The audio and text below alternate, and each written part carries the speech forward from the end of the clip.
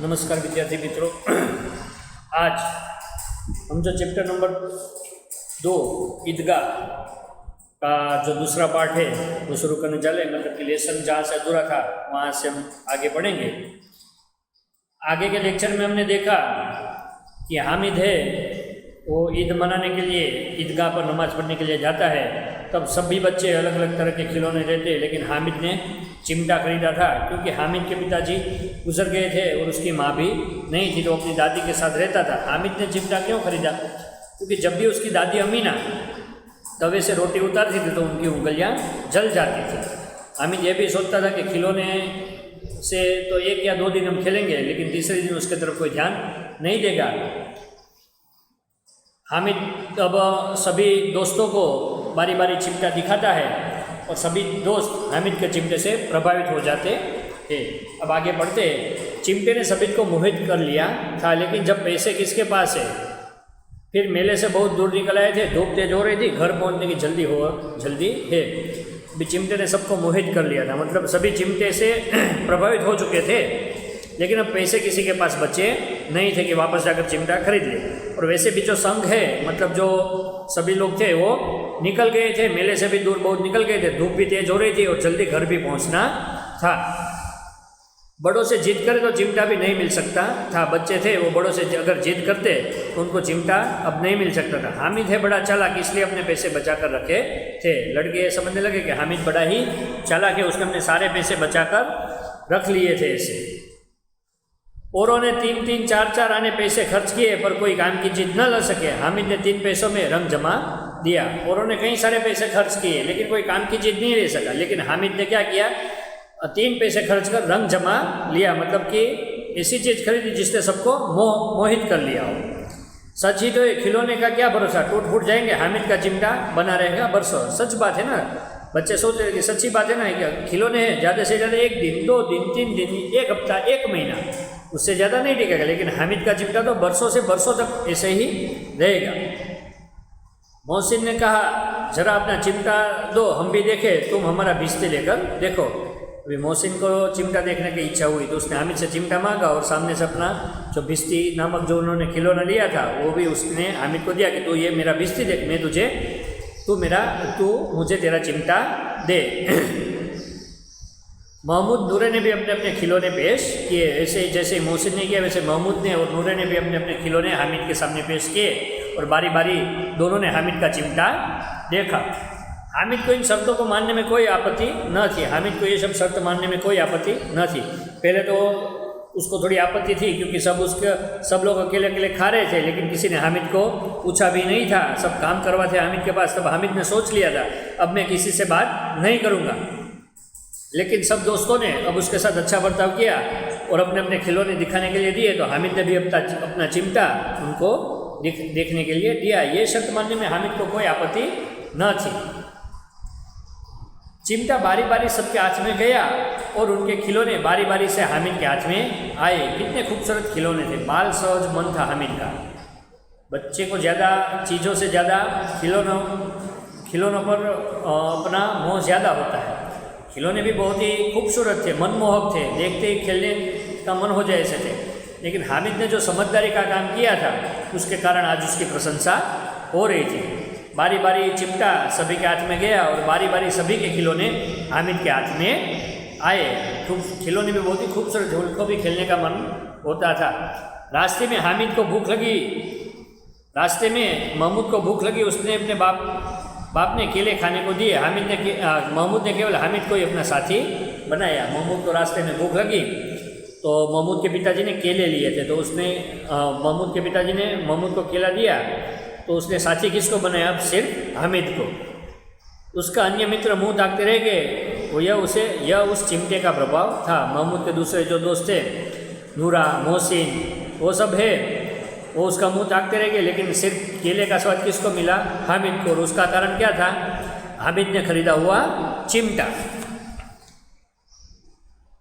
11 बजे सारे गांव में हलचल मच गई। मेले वाले लौट आए। करीबन 11 बज गए और पूरे गांव में हलचल मच गई, क्योंकि ये जो लोग गए थे ईदगाह पर नमाज पढ़ने के लिए और जो मेले का लुत्फ उठाने गए थे वो लोग आ गए। मेले वाले लौट आए, मोहसिन की छोटी बहन दौड़कर भिश्ती उसके हाथ से छीन लिया और मारे खुशी के उछाला, मारी खुशी से उछली तो मियाँ भिश्ती नीचे आए और सुरलोक सिधारे। मोहसिन जैसे ही आए वैसे मोहसिन की छोटी बहन आई, दौड़ कर आई और मोहसिन के हाथ से क्या छीन लिया, जो उसने खिलौना खरीदा था भिश्ती वो, और खुशी के मारे वो भी कूद रही थी और भिश्ती को भी उछाला, बराबर पकड़ ना सकी और भिश्ती सीधा नीचे आया और सुरलोक सिधर गया। सुरलोक सिधर गया मतलब कि अब वो टूट फूट गए। यहाँ पर सुरलोक सिधाना मतलब मर जाना होता है, लेकिन यहाँ पर खिलौना मरता नहीं है, लेकिन खिलौना जो मिट्टी से बना था वो टूट गया। मियाँ नूरे ने अपने वकील का अंत इससे भी ज़्यादा गौरवमय हुआ। मियाँ नूरे ने जो वकील खरीदा था उसका अंत मोहसिन का जो भिश्ती था उससे भी ज़्यादा गौरवमय था, मतलब अच्छा था। वकील जमीन पर या ताक पर बैठ नहीं सकते, इनकी मर्यादा का विचार तो करना होगा। जमीन वकील है और ज़मीन पर या भी ऐसे नहीं बैठ सकते, उसकी मर्यादा का तो विचार करना होगा। दीवार में 2 खूंटियाँ गाड़ी गई, उन पर लकड़ी का एक पटरा रखा गया। नूरे ने क्या किया, दीवार पर 2 खूंटियाँ मतलब जो 2 खिली है वो लगाई और वहाँ पर एक लकड़ी की जो पट्टी थी वो वहाँ पर रखी। पटरे पर कागज़ का एक कालीन बिछा दिया। पटरे पर कागज़ का एक कागज़ रखा, मतलब कालीन जैसा, मतलब कि चद्दर जैसा कुछ बिछाया, कागज़ का ही कालीन बनाकर बिछाया। वकील साहब राजा भोज की भांति सिंहासन पर बिराजे। वकील साहब है वो किसी राजा भोज की माफिक वहाँ सिंहासन पर बैठे। नूरा ने उन्हें पंखा जलना शुरू किया। नूरा उसके खिलौने को ऐसे ऐसे पंखा डालने लगा। अदालतों में खस की टट्टियों और बिजली के पंखे होते हैं क्या, यह मामूली पंखे भी न हो बाँस का पंखा आया और नूरे हवा करने लगा। अदालत में तो इलेक्ट्रिक पंखे भी थे, लेकिन यहाँ पर तो ऐसा कुछ नहीं था। नूरे के पास क्या था, बाँस का जो सामान्य पंखा था जिससे हम हाथ से हवा खाते वैसा पंखा था, वो हवा डालने लगा। मालूम नहीं पंखे की हवा या पंखे की चोट से वकील साहब स्वर्गलोक से मृत्युलोक में आ रहे और उनकी माटी का चोला माटी में मिल गया।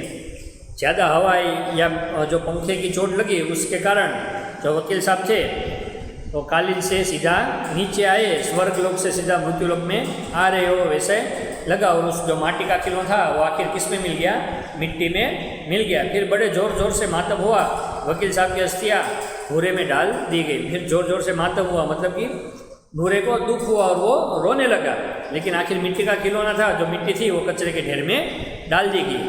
अब मियाँ हामिद का हाल सुनिए। सबके खिलौने एक एक करके टूट गए। अब मियाँ हामिद का हाल सुनिए। अब हामिद का क्या हाल होता है वो हमें देखना है। अमीना उसकी आवाज़ सुनते ही दौड़ी और उसको गोद में उठाकर प्यार करने लगी। जैसे हामिद ने कहा कि अम्मी मैं आ गया, वैसे वो बाहर आई, उसको अपने गोद में बिठाई और प्यार करने लगी, मतलब सहलाने लगी। सहसा उसके हाथ में चिमटा देखकर वह चौंकी, बोली यह चिमटा कहाँ से लाया। उसके हाथ में चिमटा देखकर अमीना बोली कि यह चिमटा तू कहाँ से लाया।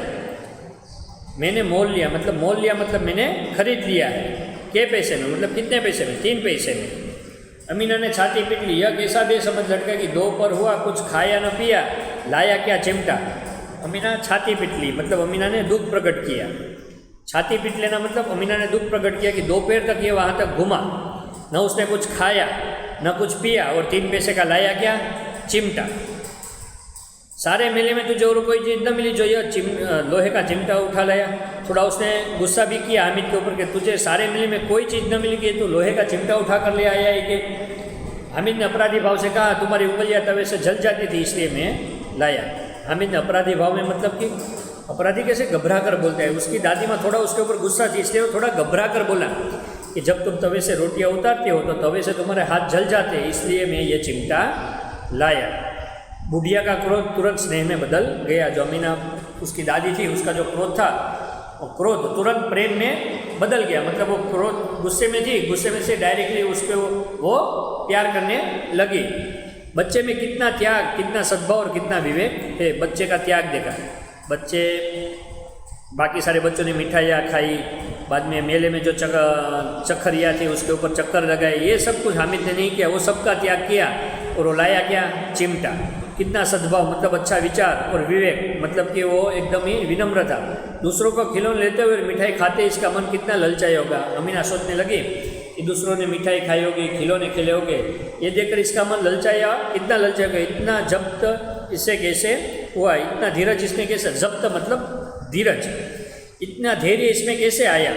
अपने आप को इसने कितना रोका होगा, अपने आप को इस अपने मन को, हामिद ने अपने मन को कितना समझाया होगा कि ये फालतू चीज़ में मुझे पैसे खर्च नहीं करने। लेकिन बच्चे होते हैं वो खाने पीने की चीज़ से सबसे ज़्यादा आकर्षित होते हैं, लेकिन हामिद उन चीज़ों से आकर्षित नहीं हुआ। अमीना का मन गदगद हो गया। अमीना का मन गदगद हो गया मतलब अमीना का मन हामिद के ऊपर अमीना को एकदम प्रेम आ गया। वह रोने लगी, दामन फैलाकर हामिद को दुआएं देती जाती थी और उसकी आंखों से आंसू की बड़ी बड़ी बूंदें गिरती जाती थी। वो दामन फैलाकर खुदा से दुआ मांगती थी कि जो भी हो कि हामिद का आप अच्छा ही करना। हामिद के लिए अच्छी दुआएं मांगने लगी और वो खुशी के मारे और थोड़ा दुख के मारे क्या करने लगी, रोने भी लगी थी। वो जो आंसू थे वो खुशी के आंसू थे और आंसू कैसे थे, बड़ी बड़ी बूंदों में गिर रहे थे, मतलब वो एकदम से रोने लगी थी। तो विद्यार्थी मित्रों, आज भी कभी भी कभार हमारे सामने ऐसी परिस्थिति आ जाए तो हमें भी अपने मन से सोचना है। कभी कभार हमें त्याग करना हो, कभी कभार बलिदान करना हो तो वो भी हमें सोचना चाहिए। कभी गलत जिद पर अटके रहना नहीं चाहिए। हामिद ने जैसी समझदारी दिखाई वैसे भी समझदारी हम अपने जीवन में दिखाएंगे तो लोग हमारे लिए भी अच्छा सोचेंगे। तो विद्यार्थी मित्रों, ये लेसन यहाँ पर समाप्त होता है। इसके प्रश्नार्थ आप लिख लेना और कुछ भी ना समझ में आए तो बोल